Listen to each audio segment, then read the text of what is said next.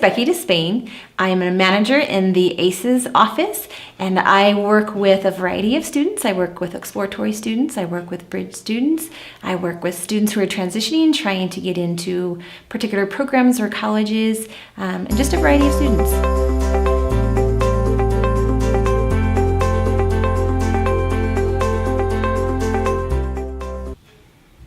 Advisors, as in any situation, we serve as a main resource of information for students. Financial aid isn't one of our main responsibilities, but we can be a resource for them, that they come and start with us. And then our main objective is to make sure we refer them to the specialists in financial aid so that they're always getting the most accurate and up-to-date information.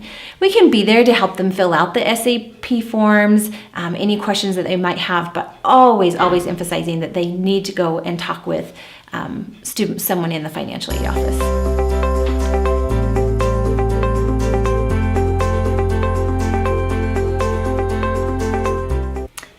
So again, as with anything with a first year student, it's all brand new to them. This is something that they haven't experienced before, they haven't gone through. So again, helping them understand what those steps are, what are some of the consequences of maybe not following through with those steps, and making sure that they understand the exact contact person in the appropriate office, especially the financial aid office, where they are located, and then following up with the students. So if they need to go and get the form or they need to fill out the SAP form, following up with those students to make sure that they have completed the steps that have been outlined by the financial aid office.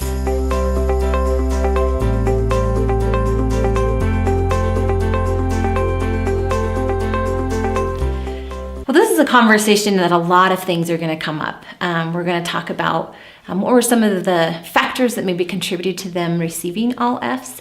We're going to talk about some of the consequences of receiving all Fs in regards to not only financial aid, but maybe scholarships that they may have received, in regards to academic standing. What does that mean when we're placed on academic probation? So it's a conversation that's going to entail a lot of that. In regards to specifically financial aid, again, talking to them about there are consequences to receiving all Fs and your GPA falling below and even completion rate. And so that involves some steps that they will need to take if they do want to secure financial aid. And again, that is going down to the financial aid office and visiting with them and getting a full explanation of what it means, what are the expectations that they have to fulfill in order to, again, secure financial aid, and going through that process and those steps that financial aid will outline with them.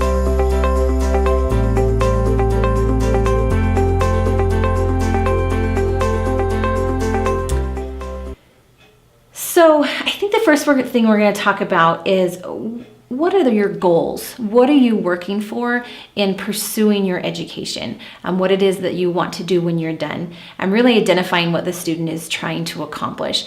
Then we add in the conversation about financial aid. If we really have this goal to pursue a degree program that is going to put us beyond that hour, the 150 hours, or get us close to the 180 hours, then really making sure that the student understands, okay, that financial aid may not be there, but if that is really where you want to go, then we can move that way.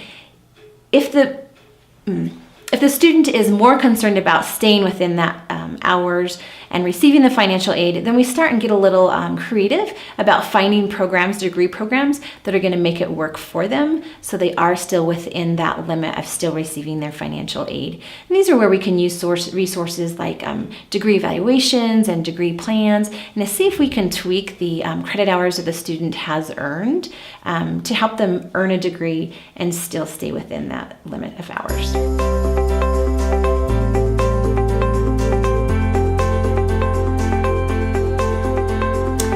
So transfer students can be a little tricky. When a transfer student comes in, we always want to talk about and look at how many hours they're bringing in, how many hours it's going to take them to complete their program.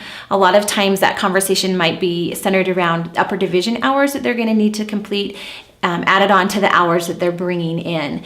If that's going to put them close or beyond that 120-hour mark, it's worth having a conversation with them to really find out, is this a good academic choice or a major choice for you in creating the academic plan to stay as close to that 120 or whatever the number is for the program that the student is pursuing, to stay as close to that as much as possible.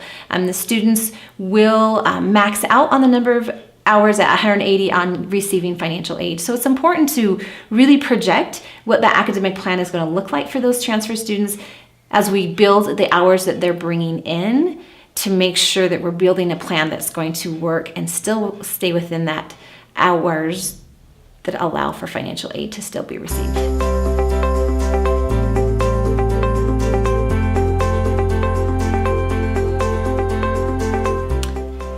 So recently I was a part of a conversation where I learned that we have a large number of senior students who are close to that 150, beyond that 150, who just haven't completed their degree yet. And whether the financial aid piece is the biggest factor in that, or is it just motivation to finish? You're not sure what that whole reasoning behind that is, but we really have a big number of those students who fall in that category, which we hope, let's identify what it is. If it is the financial piece, as if it's just a matter of finding the classes or be able to take those classes. If somehow we can find those students, adjust, maybe tweak programs, find a program that might be a better fit, ultimately getting those students graduated. I mean, that's our ultimate degree or goal.